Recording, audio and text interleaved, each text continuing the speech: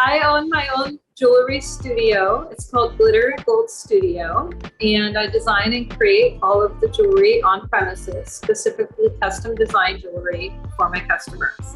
So I start from scratch on all of my projects. I create jewelry using gold, platinum, and precious gemstones.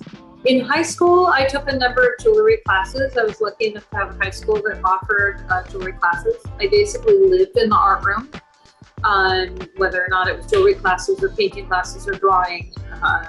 If I was every single trimester, I was in the art room. After school, during high school, I also worked for a jeweler that my high school art teacher set me up with. Then I went to college. I got a Bachelor of Fine Arts in painting from the Kansas City Art Institute.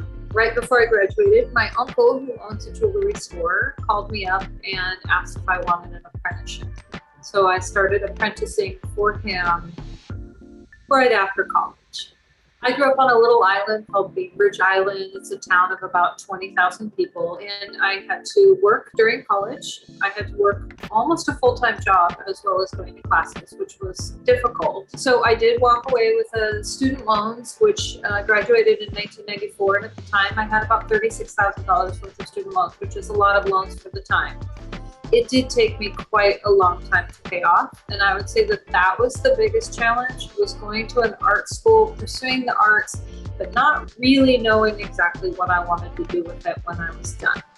I love that every single day is different. I do custom work for my clients, and so every project I work on is different. Every day I get to come in and work on something different. I've made probably about 3,000 or 4,000 pieces of jewelry in my career, probably actually close to 4,000. When I graduated from college, and like I said, I had a Bachelor of Fine Arts, and I was good at waitressing. And my choices were to go and get more schooling, so get a master's and take on more student loan debt, and then probably end up teaching, which was sort of the path that a lot of people took for studio arts.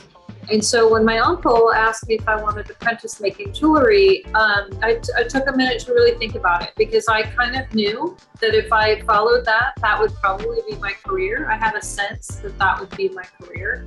And I wasn't 100% sure that I was ready to give up on painting or not. And I didn't give up on painting necessarily, but I do throw most of my creative energies into making jewelry. But that was, I think, one of the moments where I was like, if I do this, I'm probably really going to do this. If you're lucky enough to find somebody who's willing to take you on as an apprentice, that is, pardon the pun, gold. That is absolutely gold. You cannot get a better education than that. Finding a mentor, finding somebody who's willing to apprentice you, and then soak up and pick up as much as you possibly can.